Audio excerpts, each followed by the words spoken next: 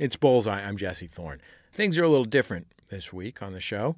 Baseball just opened its 2017 season. We're putting together an all-baseball episode. First up, Sean Doolittle. He's a relief pitcher with the Oakland A's. He's been on the team since 2012. The A's were division winners that year.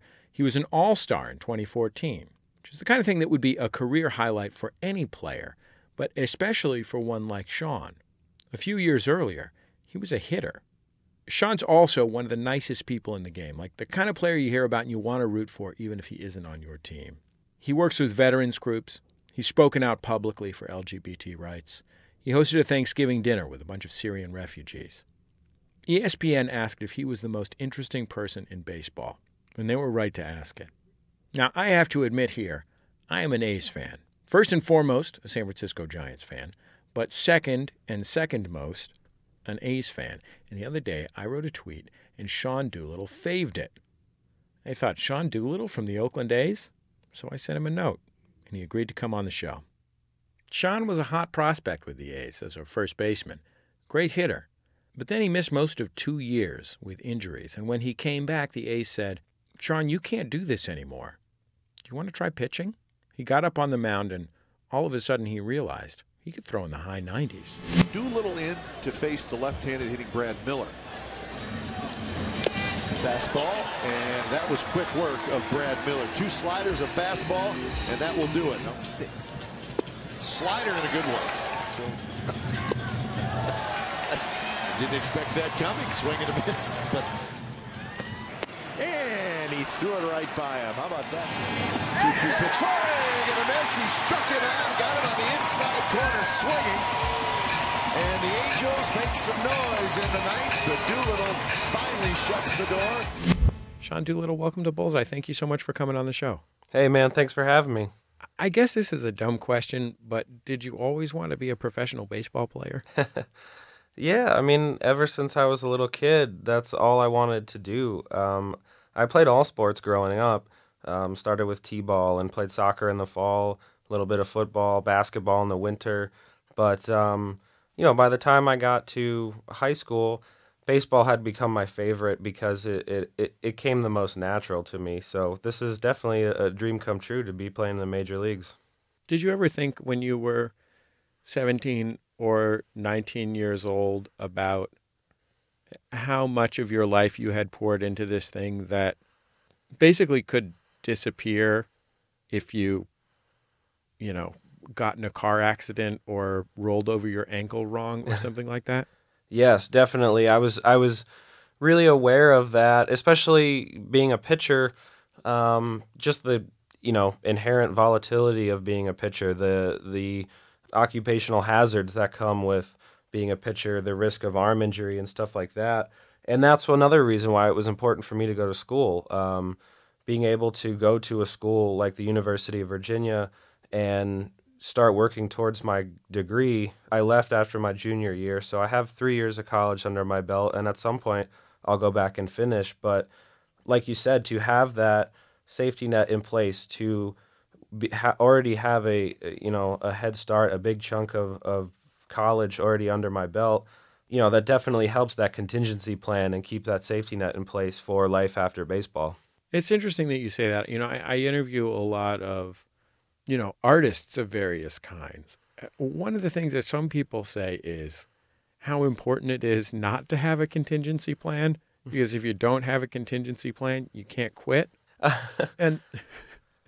And I wonder how you plan for a life without a thing that is so central to your life. You know what I mean? Yeah, I think one of the things that makes it a little bit different than maybe an artist or a musician is that we have a very short window during which we can play this game. There's physical limitations that will only allow you to play the game for so long. Even if you have a track record of staying healthy.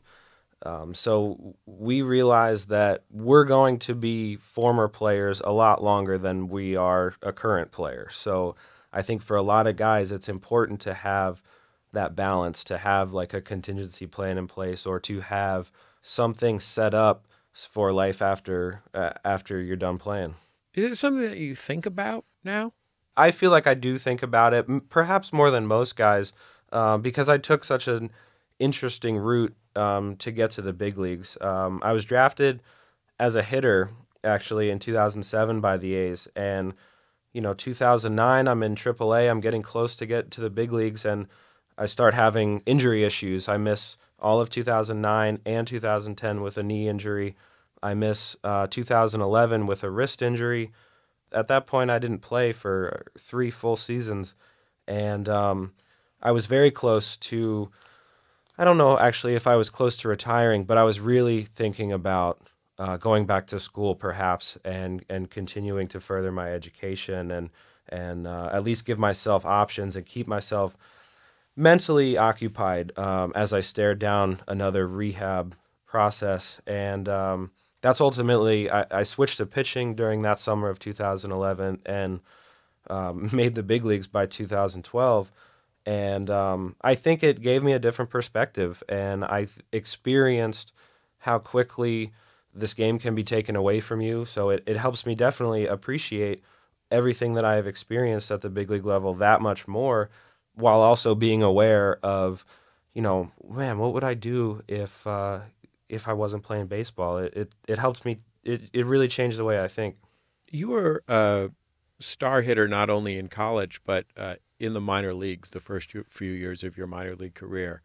You had been added to the A's 40-man roster, which is the sort of extended roster of the major league team. It meant that you it meant that you were ticketed for the big leagues at some point, or at least the A's thought you were. And that's when you started getting hurt. What was the first injury that happened to you? In May of 2009, I was playing right field for our AAA affiliate. We were in Las Vegas, and I moved to catch a fly ball. I was playing the outfield, and the guy hit a fly ball. And when I took a step over to start to get it, I partially tore my patella tendon, and that began the string of injuries for me. That was a month into the 2009 season, and it took the rest of that year and all of 2010 to finally get it healthy again. It took 2 different surgeries. I had no idea at the time, but that was kind of the beginning of what ultimately led me to pitching and to the big leagues. Were you thinking about the consequences when you were walking in and you knew that you couldn't do much with your knee? No, not really. I still didn't think it was going to be something that ended up being as serious as it was. They had their team doctor come over and look at it, and he just thought that it was really bad tendonitis, I remember. And we went back to, that was the tail end of a road trip, and we ended up going back to Sacramento a day after that. And I got an MRI, and even then, I wasn't expecting the MRI to show anything serious or show any red flags. And so about a week after the injury happened, when I got the MRI results, I was really surprised that it showed what it did. It started a lengthy rehab process that took the rest of that summer. We tried to rehab it without surgery. I ended up getting surgery finally in October. I had no idea that it was going to become such a difficult injury to come back from. Did you call your parents or something? Yeah, I mean, I called my parents. My parents have always been, they've been incredibly supportive ever since I was little, and I talk to my mom or my dad or sometimes both after just about every game. So they definitely noticed when I was pulled from the game. Yeah, I called them, and I think at the time it was probably something that I was like, hey, I don't think this is a big deal. I think it's pretty precautionary. I might miss a little bit of time, but yeah, I really didn't know how serious it was. What made you feel like it was serious? At what point in this process that ended up being years, did you think that this might actually be an existential threat to your baseball career? That probably came later in the summer, maybe even into the fall. This might be because at the time I was 22. I'd never experienced an injury before. Maybe it was a little bit naive. I kept telling myself that I was going to be fine. I was going to bounce back, no problem. So for the whole summer of 2009, I spent rehabbing it because we really wanted to avoid surgery. And so I go through this whole rehab process during 2009, and by October, I'm starting to play again, and I'm trying to jumpstart my comeback to get ready to make sure that I'm ready for the beginning part of the next season. When I was trying to do that, when I was trying to shift my weight onto my left side, it never really felt right. And not having been hurt before, I really didn't have anything to compare it to, so I wasn't really sure what was going on. But at that point, after that much time of rehab and having it not bounce back the way I thought, it really started to raise some red flags. Was that scary for you? Yeah, a little bit. It was more frustrating than anything else, though. I was putting all this time and effort into this rehab process, and we were trying all these new things, these new exercises, or I would be able to pass some of the tests, and I would start making some progress, and then I would have a little bit of a setback, and I quickly realized that the most difficult part of a rehab process is the mental side of it. You can get your body to do the exercises that you have to do as part of your rehab program, but a lot of times, like, you might set goals for yourself, like in a knee rehab, I want to be running by this date, and then that date comes and goes, and you're not ready to run yet, and it can drag on you mentally and really bring you down, because you spend so much time every day getting to the field early and working with the trainers to try to get your body back to playing. Meanwhile, you're on the table, and of course you're happy for your friends that they're out there and they're playing and they're continuing to, climb the ladder, and you're getting passed by some of these guys that that you can play with, that you feel like you can at least compete on the same level as these guys, and you're watching them from a training room table, get their shot and accomplish what they've been working towards, and that mental roller coaster can really get to you. It's Bullseye. I'm Jesse Thorn. My guest is Sean Doolittle. He's a left-handed relief pitcher for the Oakland Athletics. By the time you decided to become a pitcher again, you had been in professional baseball for a number of years. You had entered professional baseball as a college player, so you had entered relatively late. And you were almost at the point where you have to decide whether you are going to continue to be a professional baseball player. You had a pretty small window to figure out if pitching was something that was going to work for you. And I wonder if there was a point when you were throwing long toss, or when you first started pitching, that it occurred to you, oh, wait, maybe this actually works. It's interesting that you said that, because the day before, I was approached by Keith Lippman, who asked me if I wanted to start throwing. I had called my agent to see what the process would be like if I wanted to go back to school and start taking classes again, because mentally the timing of that wrist injury was really tough. I had been given the green light that 2 days from then I was going to go back to Sacramento to rejoin the team as a first baseman. So I was about to be healthy again, and then I had the wrist injury happen. But throughout the summer, I was surprised at the way that I was able to, throw strikes and repeat some of the mechanic aspects of my delivery. In a way, the wrist injury was a blessing in disguise, because it gave me time. It bought me time. I knew that I wasn't going to play at all in 2011, so I wasn't rushing for anything. I knew we had months to mess around and see if this was going to be something that I could maybe do at some point in my career. And, I can remember from the first time I got on the mound, I was able to consistently throw strikes. Had that been the case 5 years earlier when you were in college? Yeah. Locating, knock on wood, was something that was one of my strengths. But what came this time around was a little bit more velocity. From the time I pitched in college until this point in 2011, I had put on I had put on a lot of weight. I had grown up. I had trained for 4 years as a first baseman. I was trying to hit for power. So I was adding as much muscle as I could. And so I think that helped me repeat my delivery, but it also allowed me to throw a little bit harder. But the weird thing was, in the back of my head, I don't ever remember thinking, oh my gosh, this is going to be my ticket to the big leagues. This is my golden ticket. I was really at a point where I didn't have any expectations for it. I was just looking for a way to get off the disabled list and get back onto the field. And I think You just kind of wanted to do that thing that you like doing, which is playing baseball. I missed it. I missed it, and I was willing to do anything that I had to get back out there. And I didn't want to look back in 15 or 20 years and say, man, like I wish I would have tried that, or I wish I would have thrown myself into that a little bit more.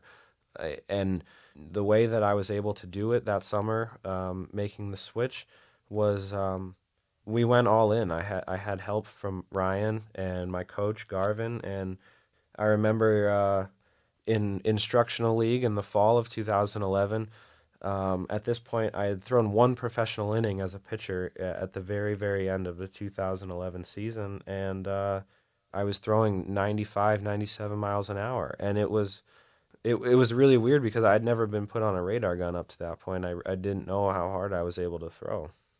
It must have been strange when you finally walked into a major league stadium and, the equipment manager handed you a uniform with your name on the back of it, that it came in such a different way than you must have imagined 6 years previously or 5 years previously when you started playing pro ball.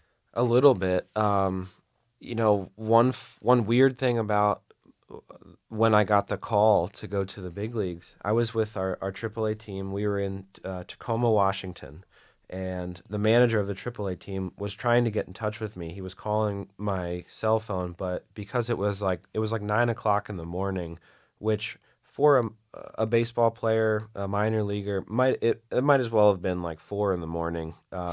Because after the game, by the time we get home, and then we finally eat and then we wind down, you're not going to bed until 1 or 2. So my roommate woke up and he was hearing my phone go off, and he woke me up. He said, "Hey man, Bushy, our manager, Darren Bush," he said, "Bushy's going to call you. He said you need to answer your phone." And, he called me and told me that I was going to Oakland and that I needed to get changed and get down to the lobby as soon as I could, because they had a game that night and they were going to need me for the game. And so I go downstairs, and by the time I get downstairs, it's like 9:30, 10 o'clock, and the secretary from the A's calls me and tells me that my flight's not till like 3 o'clock. So I was just like, I just went to the airport because I was like, I don't want to miss my flight, I was that excited about it, and finally getting to the Coliseum in Oakland, it gave me chills because when I was a kid, we had season tickets to the A's. My dad was in the Air Force, and we were stationed at Castle Air Force Base in Atwater, California, it's now a museum. It's no longer an active air base, but we had a season ticket package where every weekend we would drive an hour and a half to A's games, and that was my first experience with baseball, and that's when I first started to fall in love with the game. And I mean, I was 3, 4, and 5 years old, but so I don't remember a lot of it, but I do remember it, and I have all these pictures of me and my brother decked out in A's gear at the Coliseum, and here I was 20 years later, getting a chance to put that uniform on and go play on that field. And it gives me goosebumps still thinking about it. The Coliseum, it might not be the nicest, most state-of-the-art venue in the major leagues, but every day that I go out there, I can see where we used to sit. So it has a lot of sentimental value to me. So the first time that we pulled up, it was a really, really powerful experience. Do you take a cab to the stadium, or someone pick you up?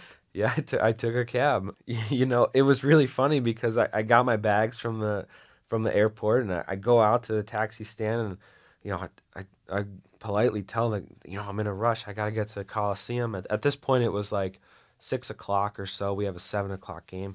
And he's like, I got to go to the Coliseum. And so he's like, okay. And he goes, what entrance do you want me to use? I have no idea like what entrance we're supposed to use. I haven't been there since I was like 4. And we get to the gate and I'm like, tell the guy I'm a player. And the security guard's like, okay, like, do you have ID? Like, do you have, because we have ID cards. But I hadn't been there yet, so I didn't have one. So I was like, no, like I'm on the team. Like I just got called up. I just got here. We were there like blocking traffic. Like people were trying to come into the ball game, and there was this cab at the parking lot, blocking everybody from their tailgates. And it was me trying to get into the players' parking lot so that I could get into the stadium.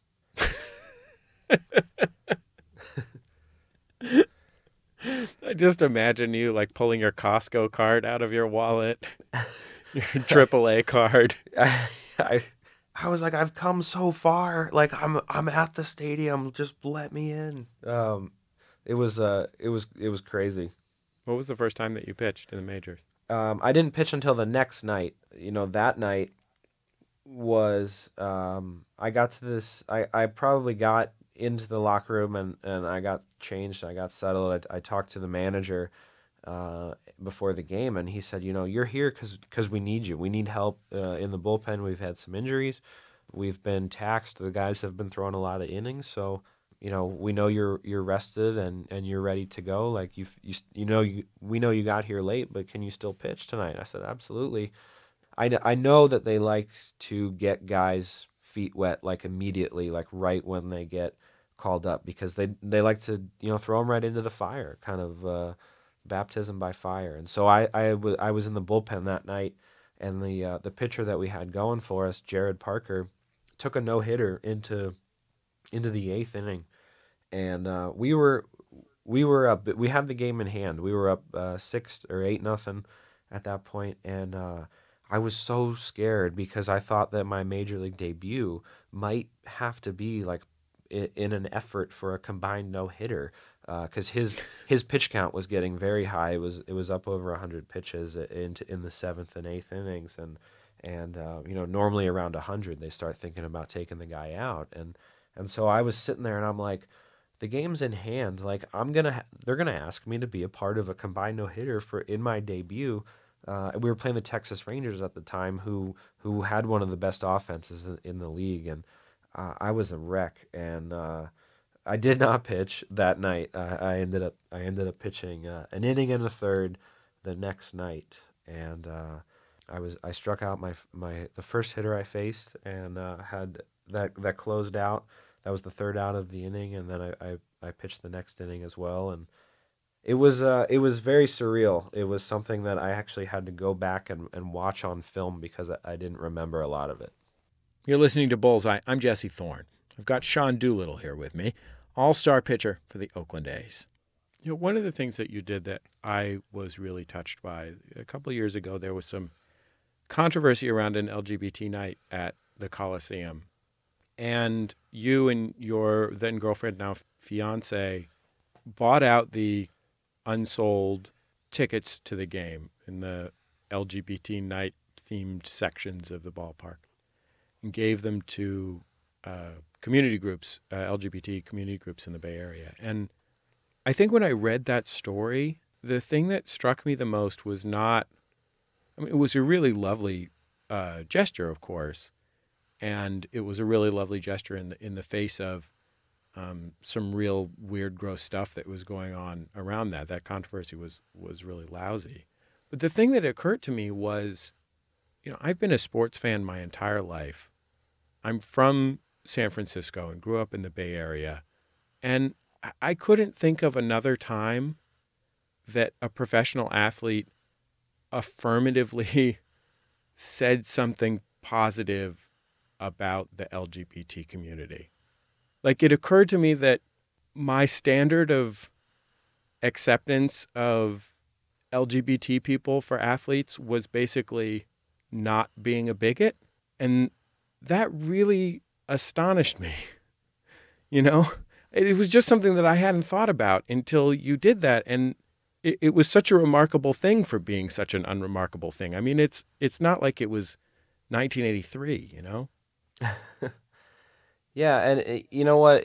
It seemed like it was long overdue, like that, because that was the first time that the A's had announced that they were going to host a Pride Night, and other teams had been doing it for years. I think at that point the Giants might have been doing it for 13 or 15 years, and it was exciting that the A's were going to do that, and you know, some of the initial reaction that we saw on social media was not great, and we just wanted to, you know, kind of turn a negative into a positive, and create a space where people felt comfortable and people felt welcome, and it just, none of it sounded right to us. The fact that there were people who were actively like against that idea of having a Pride Night, and we wanted to show our support and try to make it, you know, the night that it was supposed to be, where we're celebrating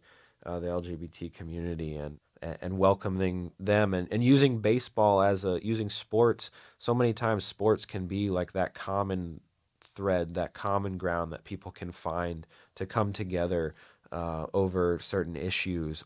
It can be a very powerful vessel for change. And what really struck us, though, was the response that we got from the A's fans and the A's community.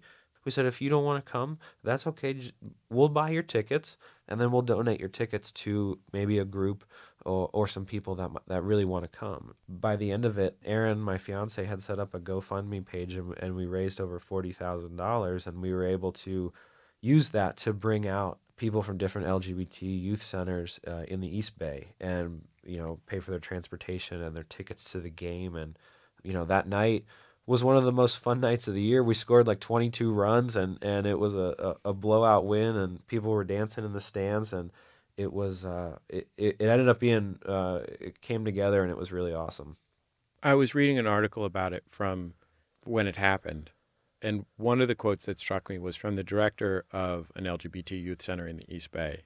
What he said was, "I guess it never would have occurred to me to call and ask for help from a sports team."